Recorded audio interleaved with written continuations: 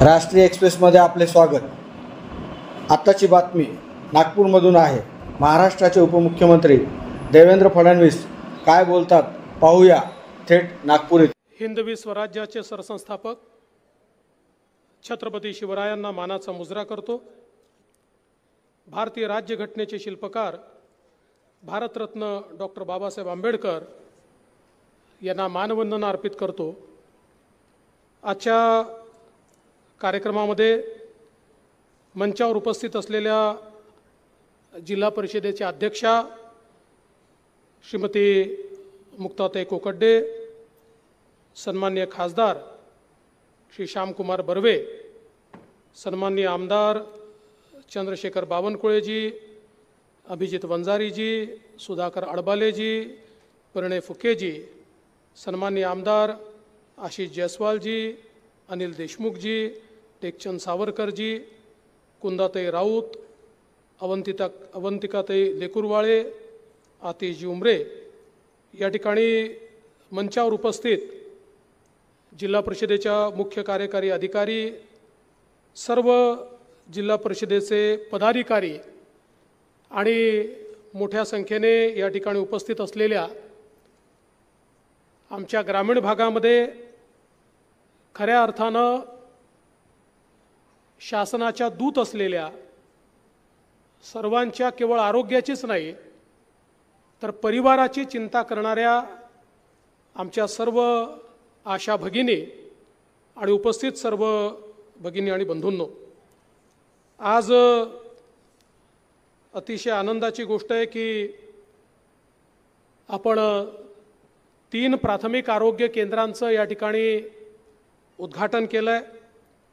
घाटपेंढरी तालुका पारशिवनी, त्याचप्रमाणे भोरगड तालुका काटोल, झिलपा तालुका काटोल इथल्या या प्राथमिक आरोग्य केंद्राचं आज या ठिकाणी आपण उद्घाटन केलं आणि मला अतिशय आनंद आहे की अनेक वर्षांनंतर आज इथले जे नागरिक आहेत, ज्या नागरिकांना बरंच दूर त्या ठिकाणी प्राथमिक आरोग्य केंद्राकरता जावं लागायचं, 10 किलोमीटर 20 किलोमीटर पलीकडे प्राथमिक आरोग्य केंद्राकरता जावं लागायचं, आज त्या आपल्या सर्व नागरिकांना या ठिकाणी या प्राथमिक आरोग्य केंद्रामुळे निश्चितपणे मोठ्या प्रमाणात फायदा होणार आहे। खरं म्हणजे केवळ प्राथमिक आरोग्य केंद्रच नाही तर आज एक अत्यंत महत्त्वाचा कार्यक्रम आपण या ठिकाणी आयोजित केला होता। आमच्या ज्या आरोग्य सेविका, आमच्या ज्या आशाताई खूप मोठ्या प्रमाणात ग्रामीण भागामध्ये माता मृत्यू, बाल मृत्यू, कुपोषण अशा सगळ्या गोष्टी आणि वेगवेगळ्या सरकारच्या योजना या सामान्य माणसापर्यंत पोचवतात। आज त्यांच्या कामामध्ये सुकरता यावी या दृष्टीने आपण हा निर्णय केला की आपल्या जिल्ह्यामध्ये जो खनिज विकास निधी आहे त्या खनिज विकास निधीच्या माध्यमातून आपण त्यांना चांगल्या प्रकारचा अँड्रॉइड मोबाईल दिला पाहिजे, जेणेकरून त्यांना ज्या नोंदी घ्याव्या लागतात त्या नोंदी सुकरतेने झाल्या पाहिजेत। त्यांना जो त्या ठिकाणी डेटा कलेक्ट करावा लागतो तो डेटा नीट कलेक्ट करता आला पाहिजे। त्यांना ज्या प्रकारचे रेकॉर्ड ठेवावे लागतात त्याच्यामध्ये सुकरता आली पाहिजे। त्यांचा जनतेशी जो काही संबंध येतो तो अधिक सुकरतेने आला पाहिजे आणि यासोबत ज्या काही आपल्या योजना आहेत त्या योजना राबवत असताना त्यांच्यापर्यंत योग्य संदेश पोचणं, व्हॉट्सॲप ग्रुपच्या माध्यमातून विविध पद्धतीतून त्यांना एक प्रकारे अपडेट ठेवता आलं पाहिजे आणि त्या माध्यमातून त्यांची कार्यक्षमता वाढली पाहिजे। अशा प्रकारच्या भूमिकेतून खरं म्हणजे हा निर्णय आपण घेतला आणि मला अतिशय आनंद आहे की आज त्या मोबाईलचं वाटप जवळपास 1900 पेक्षा जास्त आमच्या आशा सेविकांना या ठिकाणी आपण करतोय। मला हे सांगताना या गोष्टीचा देखील आनंद वाटतो की मागच्या काळामध्ये माननीय मुख्यमंत्र्यांच्या नेतृत्वामध्ये आम्ही सगळ्यांनी निर्णय घेतला आणि आशा सेविकांच्या मानधनामध्ये त्या ठिकाणी आपण भरघोस अशा प्रकारची वाढ केली अनेक वर्षांची जी मागणी आमच्या आशा सेविकांची होती अजून करायची आहे। हा अच्छा, अजून GR निघाला, अजून मिळाले नाहीत तुम्हाला? ठीक आहे, या महिन्यापासून मिळतील, काळजी करू नका। मला खासदार म्हणाले होते पण मला वाटलं मिळाले आहे, पण GR निघालाय, या महिन्यापासून तुम्हाला मिळतील। आणि दुसरा तुमच्याकरता एक चांगला निर्णय परत आम्ही घेतलाय, 10 लाखापर्यंतचा इन्शुरन्स हा आमच्या आशा सेविकांकरता घेण्याचा निर्णय हा देखील आपण कालच घेतलेला आहे। आणि त्या संदर्भातही निश्चितपणे आपण जे काम आहे ते करणार आहोत। एक अजून महत्त्वाचा विषय या ठिकाणी मांडण्यात आला की तुम्ही मोबाईल तर दिला पण रिचार्ज कसा करायचा, तर मी आजच घोषणा करतो, मोबाईलच्या रिचार्ज करता जो काही निधी लागेल तो वार्षिक आपण त्या ठिकाणी खनिज विकास निधीमधनं देऊ। कोणालाही आपला मोबाईल जो आहे तो या ठिकाणी स्वतः रिचार्ज करण्याची वेळ येणार नाही। आज या निमित्ताने सांगितलं पाहिजे की महाराष्ट्र सरकारमध्ये विशेषतः आपण महिला केंद्रित धोरण हे हातामध्ये घेतलेलं आहे। यामध्ये लाडकी बहीण सारखी योजना आहे की ज्या योजनेमध्ये आपण त्या ठिकाणी महाराष्ट्रातल्या आमच्या 2.5 कोटी भगिनींना 1500 रुपयापर्यंत त्या ठिकाणी प्रत्येक महिन्याला मदत देतो आहोत। एवढंच नाही तर आमच्या ज्या सगळ्या मुली आहेत ज्यांना उच्च शिक्षण घ्यायचं आहे, आत्तापर्यंत प्राथमिक माध्यमिक शिक्षण आपण मुलींकरता मोफत केलं होतं, पण आता आमच्या मुलींकरता उच्च शिक्षण देखील आपण मोफत केलेलं आहे। आणि प्रायव्हेट कॉलेजमध्ये देखील त्यांची जी काही फी आहे ती खाजगी कॉलेजमधली 507 कोर्सेसमध्ये इंजिनिअरिंग आहे, मेडिकल आहे, त्याच्यामध्ये BSc आहे, त्याच्यामध्ये नर्सिंग आहे, त्याच्यामध्ये MBA आहे, अशा वेगवेगळ्या 507 कोर्सेसमध्ये आमच्या मुलींना पूर्ण शिक्षण जे आहे ते मोफत देण्याचा निर्णय हा आपल्या सरकारने घेतला। त्याचप्रमाणे आपल्या महिलांकरता जी काही बस आहे त्या बसमध्ये ST मध्ये आपण 50% कन्सेशन देण्याचा निर्णय घेतला। आणि हा निर्णय घेतल्याचा फायदा असा झाला की आमच्या महिला मोठ्या प्रमाणात ST मध्ये त्या ठिकाणी ट्रॅव्हल करायला लागल्या, तर त्यांच्या प्रवासामुळे 50% कन्सेशन देऊनही आमची ST फायद्यामध्ये आली, जी तोट्यामध्ये होती।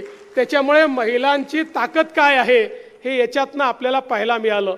एवढंच नाही तर आता आपण महिलांकरता त्या ठिकाणी 3 गॅस सिलेंडर हे देखील मोफत देण्याचा निर्णय या ठिकाणी केलेला आहे। आणि यासोबत वेगवेगळ्या प्रशिक्षणाच्या माध्यमातून जास्तीत जास्त महिलांना कशा प्रकारे रोजगार आपल्याला देता येईल अशा प्रकारचा प्रयत्न देखील आहे। आज एक अजून चांगला कार्यक्रम आपण हातामध्ये घेतला आणि मुख्यमंत्री कौशल्य प्रशिक्षण योजनेनंतर आता मुख्यमंत्री अप्रेंटिसशिप योजना आपण सुरू केली आहे। या योजनेच्या माध्यमातून आपण 10 लाख तरुणांना त्या ठिकाणी प्रशिक्षण देणार आहोत आणि त्या प्रशिक्षण कालावधीमध्ये अप्रेंटिसशिप कालावधीमध्ये त्यांचा महिन्याला 10,000 रुपयापर्यंतचा पगार हा राज्य सरकारच्या माध्यमातून आपण त्या ठिकाणी देणार आहोत। आत्ताच त्यातल्या काही लोकांना आपण त्याचं नियुक्तीपत्र दिलेलं आहे आणि मी तर जिल्हाधिकारी आता पुढे DPTC मीटिंग करता गेले आहेत, त्यांनाही माझ्या सूचना आहेत, आमच्या CEOंनाही माझ्या सूचना आहेत, जास्तीत जास्त आपल्या जिल्ह्यातल्या तरुणाईला या संदर्भात आपल्याला कशा प्रकारे काम देता येईल। आणि आता मोठ्या प्रमाणात ज्या काही इंडस्ट्री आहेत त्या देखील तयार आहेत, कारण त्यांच्यावरचा जो भार आहे तो भार हा मोठ्या प्रमाणात आपण कमी करतो। त्यांनी जर त्यांना कामावर घेतलं तर 10,000 रुपयापर्यंतचा पगार हा राज्य सरकार देणार आहे। आणि त्यांचा अप्रेंटिसचा कालावधी संपल्यानंतर एकतर त्यांना त्याच ठिकाणी नोकरी मिळेल आणि नाही मिळाली तर त्यांना शासनाच्या विविध योजनांमध्ये स्वयंरोजगाराकरता देखील त्या ठिकाणी कर्ज देण्याचा निर्णय आपण घेतलेला आहे। आपल्या राज्यामध्ये आणि आपल्या जिल्ह्यामध्ये मोठ्या प्रमाणात तरुणांच्या हाताला काम कसं देता येईल अशा प्रकारचा आपला प्रयत्न आहे। खरं म्हणजे आज या निमित्ताने मला सांगितलं पाहिजे की आपल्या जिल्ह्यामध्ये देखील मोठ्या प्रमाणात मग ती इन्फ्रास्ट्रक्चरची कामं असतील, रस्त्यांची असतील, इतर पिण्याच्या पाण्याची असतील, ही कामं आपण सातत्याने त्या ठिकाणी केली आणि आताच आमच्या अध्यक्ष महोदयांनी सांगितलं की आपल्याला प्राथमिक आरोग्य केंद्र जे काही बाकी आहेत ते देखील पूर्ण करायचे आहेत. निश्चितपणे त्याचा जो काही बृहत आराखडा आहे तो आराखडा त्या ठिकाणी तयार करून आणि त्या आराखड्याच्या माध्यमातून आपल्याला ज्या ज्या ठिकाणी आवश्यकता आहे त्या ठिकाणी चांगल्या प्रकारचे प्राथमिक आरोग्य केंद्र हे निश्चितपणे सुरू करता येतील. आपल्याला कल्पना आहे की मागच्या काळामध्ये आपण प्रत्येकाच्या घरापर्यंत दवाखाना पोचावा या दृष्टीने आपण कामकाज हातामध्ये घेतलं होतं आणि दवाखाना आपल्या दारी या कार्यक्रमाच्या अंतर्गत आपण मोठ्या प्रमाणात गाड्या तयार केल्या. त्या गाड्यांमध्ये डॉक्टर्स आहेत, त्या गाड्यांमध्ये त्या ठिकाणी सर्व प्रकारची औषधं आहेत आणि या माध्यमातून देखील मला अतिशय आनंद वाटतो की जवळपास 4274 कॅम्प्स या ठिकाणी 1667 गावांमध्ये घेण्यात आले आणि जवळपास या ठिकाणी 2,67,549 रुग्णांची तपासणी ही देखील आपण त्या ठिकाणी केलेली आहे आणि मोठ्या प्रमाणात याला निधी देखील आपण उपलब्ध केला आहे. खरं म्हणजे आरोग्याच्या क्षेत्रामध्ये आपण एकीकडे मुख्यमंत्री आरोग्य कक्ष सुरू केलेला आहे, दुसरीकडे आपल्याकडे ज्या काही सार्वजनिक सगळ्या हॉस्पिटल्समध्ये आणि विशेषतः ट्रस्ट हॉस्पिटलमध्ये जे चॅरिटीचे बेड्स असतात, यापूर्वी चॅरिटीचे बेड्स कोणाला मिळायचे हे कोणाला माहितीच नसायचं आणि त्यामुळे खूप मोठ्या प्रमाणात चॅरिटीतनं गरिबाचे जे ऑपरेशन मोफत झाले पाहिजेत ते होत नव्हते. आता त्या संदर्भात मी स्वतः एक डायनामिक प्लॅटफॉर्म तयार केला आहे आणि त्याच्यामध्ये महाराष्ट्रातल्या प्रत्येक जिल्ह्यातल्या चॅरिटी हॉस्पिटलमध्ये कुठलं बेड रिकाम आहे, त्या चॅरिटी हॉस्पिटलनी किती पैसा त्या ठिकाणी चॅरिटीत द्यायचा आहे आणि तो किती खर्च केला आहे याची सगळी माहिती आपल्याला त्या ठिकाणी उपलब्ध असते आणि या कक्षाच्या माध्यमातून आमचे जे काही गरीब आहेत, गरजू आहेत, यांना कुठल्याही प्रकारचं ऑपरेशन करायचं असेल तरी ते ऑपरेशन आपण मोफत करून देतो. अगदी 40-40 लाख रुपयाची ऑपरेशन्स आहेत, किडनीचं आहे, लिव्हरचं आहे, ती देखील आपण मोफत करतो. आमची जी लहान मुलं असतात, ज्या मुलांना योग्य वेळी जर कॉक्लिअर इम्प्लांट केला 6-6.5 लाख रुपये त्याला लागतात. हा कॉक्लिअर इम्प्लांट केला तर ही मुलं त्या ठिकाणी कधीच बहिरी होत नाहीत, अन्यथा ती मुकी आणि बहिरी होतात. अशा मुलांना त्या योग्य काळामध्ये पैसे नसल्या